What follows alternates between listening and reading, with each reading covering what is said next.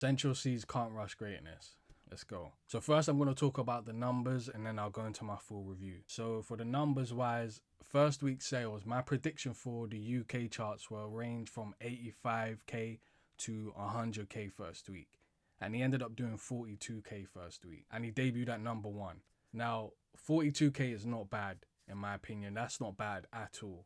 For Centra's popularity, for some reason, I thought he would do at least 80 to 100k first week. Everybody thought that. A lot of people thought he'd do way more than that. It's still a good feat to do 42k, but I think I may have overestimated his popularity, or something may have happened with like the bundles and stuff like that, because for me 42k is still amazing, but for Centra's level and Centra's his hype and his popularity, I thought he should do way more than that, especially because it's the UK as well. So, but once again, 42k is still amazing. And my prediction was wrong. So for the first week sales in America, in the US, my prediction was 40 to 90k first week.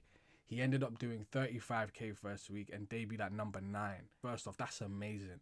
To be a UK rapper and debuting at top 10 on Billboard, that's an amazing feat. Can't nobody ever take that away from him. Of course, my prediction was wrong again. He did, 5k short from what my original prediction was anyway. So that's still amazing. I expected a bit higher than that, but 35k is still amazing, bro, especially as a UK rapper. So nobody can ever knock that down. So first we're going to talk about the artist's performance. I think when it comes to Centra's performance, it was the same despite maybe a change on a few songs. There were only like subtle changes, but he kept the same monotone voice throughout the majority of the album, and the flows were just super repetitive. Like, he didn't switch it up until we got to around track 10. Then it changed a little bit. Then he went back with the same flow again after that, and it just became the same repetitive flow again, and I was getting kind of tired of it.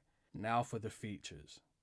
We have Young Miko, Lil Baby, 21 Savage, Lil Durk, Dave, and Skepta. Now for the Young Miko feature, I think she was fine. I don't understand Spanish like that, but she was cool from what I was hearing, and she was flowing really well on the beat. For me, this song should not have been on the album. It should have been released as like a single or something, or on an EP, because this is a song that you kind of hear on a game like FIFA. You know, when you're on the loading menu or something, or on the main menu. These are the sort of like songs that you hear on there. So if you're not really like a Spanish speaking person, you won't understand what she's saying, but you can still vibe with the song. Like, it's still a really good song. Now, Central Cee was 100% go for streams here, as the Latin market is huge and Young Miko is big in that sort of scene. Now, I'm starting to learn Spanish this year, so I'll go back and listen to it when I fully understand what she's saying. But other than that, the song is a good song. It's a vibe, man. But it's just not for this kind of album. Now, the song with Lil Baby is a banger. I think it's a certified hit. We've already seen that already. The chemistry that they had on this song was on point. Was amazing. I think Lil Baby did his thing on it, and he really did well with his melodic tone, and it gelled well with the beat and the production. Now, of course, like always, he was in his braggadocious bag, which, was obviously the theme of the song. Band for Band is an amazing, amazing song, man, especially for both of them. It really, really did well. When I first heard the song, I didn't expect it to be such a hit like that, but it was flat out amazing, man. You can't deny that. Now, GPP with 21 Savage. 21 kind of came in with his regular monotone rap style that he's so known for, and I mess with this one heavy. You can kind of tell this was a slight rehash of Band for Band, and they were trying to recreate the success for TikTok.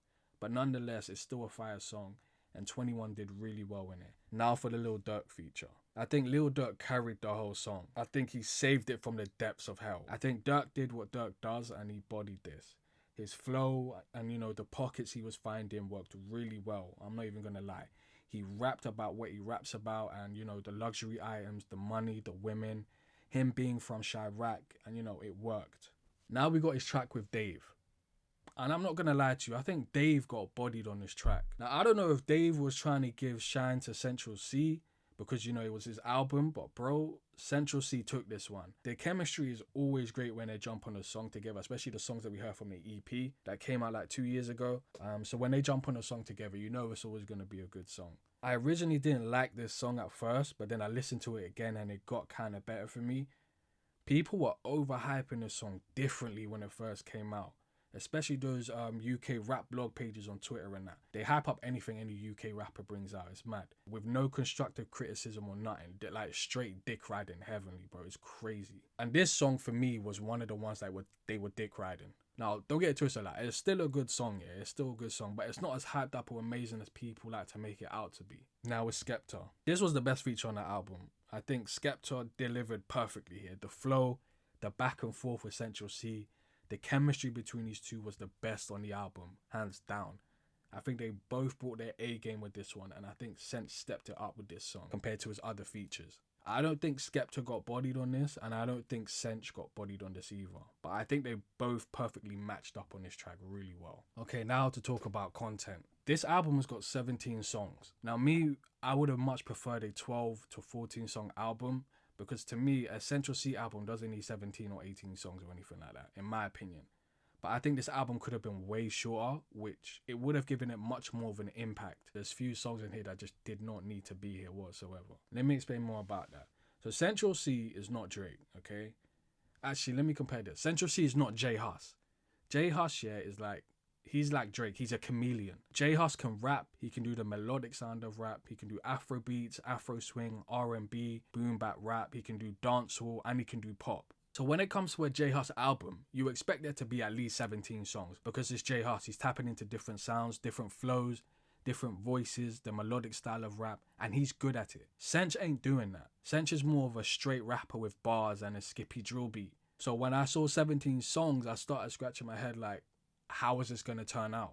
Now, what I wanted to hear from Sench, I got it. The substance, we finally got it. Like on Limitless, when he talks about life where he started, selling drugs, living in a council estate in West London, and then signing a $25 million deal with Colombia. You know, how he had to put his family second and money as his main priority. And he's providing now, and you know, he doesn't want to go broke no more and all that. This is what I wanted to hear more of. More of this. I feel like he's best in his bag when he's vulnerable and he's just spitting. You know, when he's talking about his past, and that's when he does his best storytelling. Like Top Freestyle, Don't Know Anymore, and Limitless.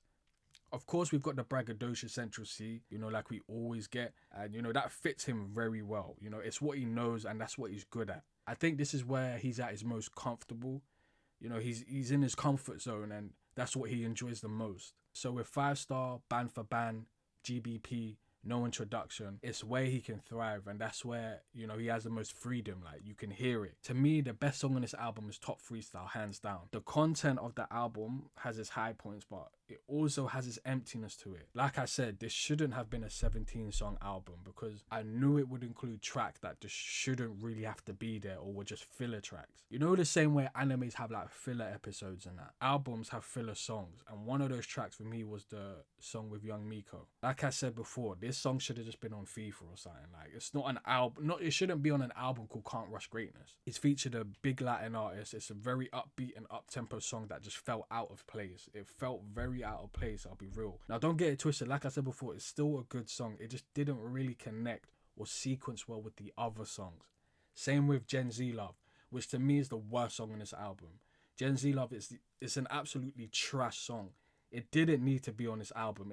I think it takes away more than it adds to it. Now, I slightly feel the same way with Truth and the Lies featuring Lil Durk.